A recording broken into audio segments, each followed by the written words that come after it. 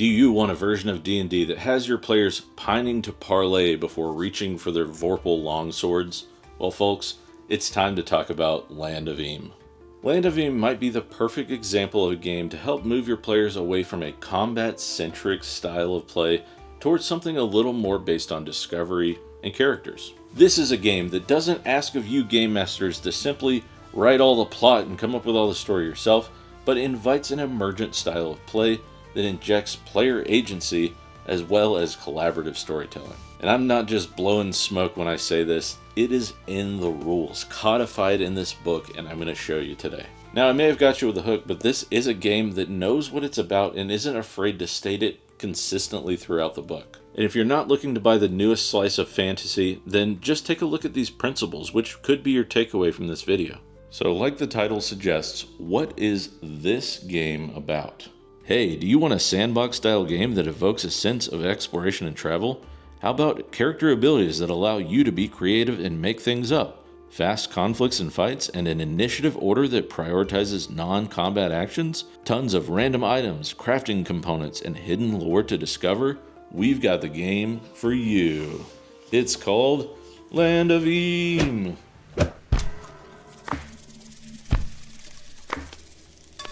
Hey partner, are you tired of stale fantasy tropes? You're looking for something a little more strange?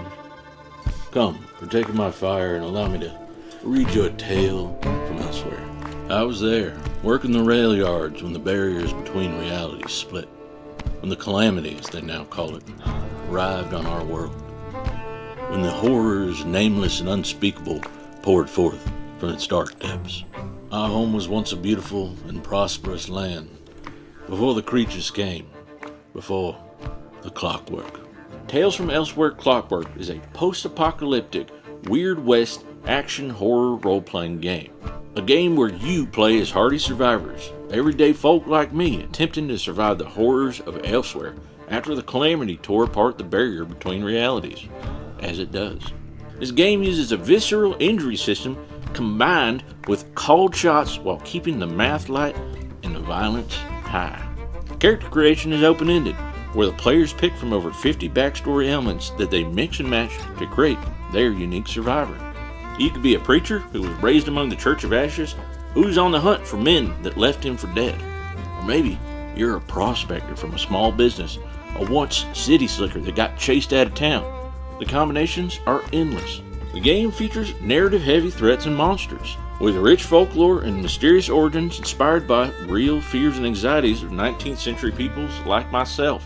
For instance, the Kentucky Sawbones is a manifestation of my fear of amputation, while the Blood Oiler evoked the dehumanization and unstoppable nature of the Industrial Revolution. The game is the brainchild of a personal friend of mine and fellow dungeon tuber, Peter, of Tales from Elsewhere, a channel where you can find insightful evidence into the philosophies behind game design, such as the one that probably went into this game right here. The Kickstarter goes live September 2nd, and buddy, that is a train you don't want to miss. But the pre-launch is happening right now. So go over there right now, click to stay informed, or else I'm going to have to skin this smoke wagon. And buddy, you don't want to see that. Sign up now, pages are live, now back to your regularly scheduled programming. Okay, so first off, right out of the gate, obviously this is an adventure game with quite a different feel. And this is probably the most colorful and whimsical thing to ever come out of Exalted Funeral, and I am here for it. The game itself is fairly simple, and I'm going to say that it edges on rules medium with a lot of narrative impact. This is a game that urges you to divorce yourself from classic fantasy tropes and lean into some of the more obscure and whimsical sort of references that you may not often lean on. But before you hardcore grimdark players click away, there is plenty of stuff in here that's great for hex crawling, traveling, and I actually think this game focuses more on the narrative and travel pillars than it even does combat, but I think it is an interesting mix of all three. And I just love how much character is in this book throughout. The art really sets the tone for a unique experience. But let's move to page 8 and talk about one of my favorite sections. What is this game about? This is something I'm seeing more and more in modern games, and I just love it. I know what a role-playing game is at this point. I want to know what this role-playing game is about. So let's dive in here. Land of Eem is a tabletop fantasy role-playing game about adventurers exploring and discovering remnants of a forgotten age. And it says it straight up right here, folks. Land of Eem is designed to value creativity, role-playing, and exploration.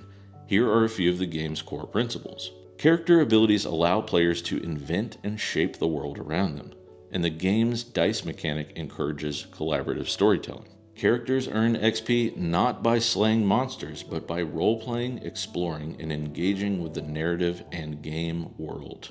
While getting into fights is part of the game, players almost always have opportunities to talk their way out of conflict. Almost every creature or monster encountered in the Land of Eem is a person.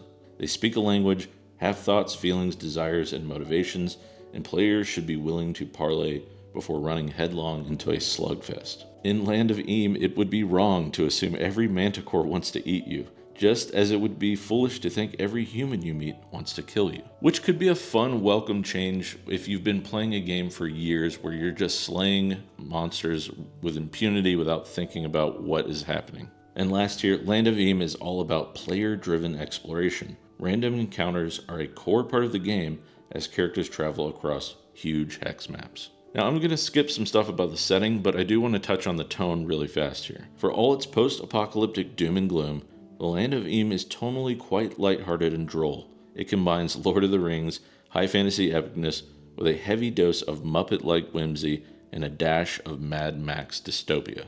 Now if that doesn't get you excited, then this probably isn't the book for you. But I think that sounds pretty interesting and a lot of fun.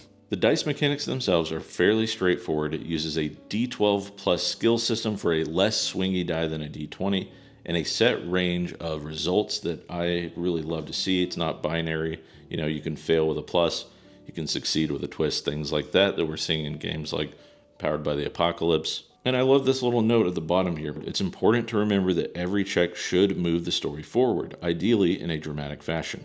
Interesting things should happen as the result of a check. The negative or positive consequences of failed actions should always prevent the narrative from stalling. I know for a lot of seasoned game masters, this is common knowledge, but I love seeing it codified in the rules when it's a big part of the system. Modifiers are never more than a plus or minus 3. Advantage and disadvantages in here. You have proficiencies and deficiencies, which I like seeing. And I also like to see that even though there are set result ranges, there's this limited outcome section so that the GM has the ability to say, hey, you know what? Even though you want to try to seduce the king, it's not going to happen. On the player side, don't rely on dice rolls to speak for you. Say what your character says. Your character can try anything. Do what you think they would do in the moment, even if it's not an optimal choice. Embracing failure and complications makes for a better, more interesting story. And I know not everyone sort of agrees with the do what your character would do principle, but I think it really works for this game, and I really like how they address the sort of emergent play aspect of this game in the rules here. Direct your own gameplay. Your PC should have desires. Where do you want to go? What do you want to do? Don't be afraid to suggest new and creative ways for the game master to help you realize your objectives. Again, I know this isn't something everyone needs to hear, but maybe if you're a newer player and that idea of improv isn't really solidified for you yet, it's good to see little tips like this throughout the book. Offer the PCs interesting and difficult choices. Make them weigh their options. Throw rocks at them. Put them in peril. Make them use resources. And I love seeing this line right here. Challenge the players, but also be their biggest fan. Reward creativity. Allow multiple solutions to problems. Work with the players' ideas.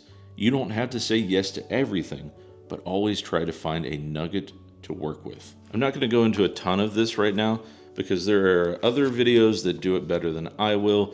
Check out Dave Thomavor's if you haven't seen it, it's really good. But I do want to talk about the classes in this game and what I think makes them really unique. There's a quick character creation step-by-step guide here. Things like selecting your class and modifiers, all stuff we're familiar with. But the thing I really like about this game is your quirks and perks. So let's look at the first class in the book, the Bard. And the reason I want to focus in on the classes in here is because I think they all have an interesting way of injecting some agency into the story. So the Bard can heal courage or deal dread, which is this game's version of HP and damage. But let's take a look at one of the Bard's main abilities, Narrator. Inspire check. Once every session, narrate a desired outcome of a single action or situation, beginning with the phrase, and then with a +1 bonus for rhyming to make it happen. This ability can't affect combat or instantly solve something very complicated. The GM should apply the limited outcome rule if used too broadly. And I love this example scenario. A companion is trapped across a deep chasm, PC's solution. And then Morty bounded like a deer. In a moment he was there, and now he's over here. And every class in Land of Eem has some sort of narrative implication packed into one of its abilities. The gnome, who is essentially our wizard, has the chronicler ability. And one more example, this is probably my favorite, the loyal chum. The old chum's ability here says that the loyal chum has friends all over the place. Charm check. Once a session, invent an old friend the loyal chum has run into who can help or give advice. So I really mean it when I say these are narrative abilities, not just this idea that there's a narrative, but it's actually giving the reins over to the players and saying, hey, you tell me something that's in the game. Because sure, there are some game masters who have learned ways to inject the player's input into the story, but here it is right in your class abilities. There's no ifs, ands, or buts about it. If you pass that check, you know someone who has a helpful tip. Okay, then moving on to our folk section, which is like our ancestries or races. This determines things like your size. You get to pick one skill bonus and one skill penalty. Then you have things like perks and quirks. I really like that in this game you can take one perk, or you can choose to take 2 perks, but you have to take a quirk as well, which I highly recommend because the quirks are a lot of fun. Oh, and you can be a gelatinous goo, which I just love to see.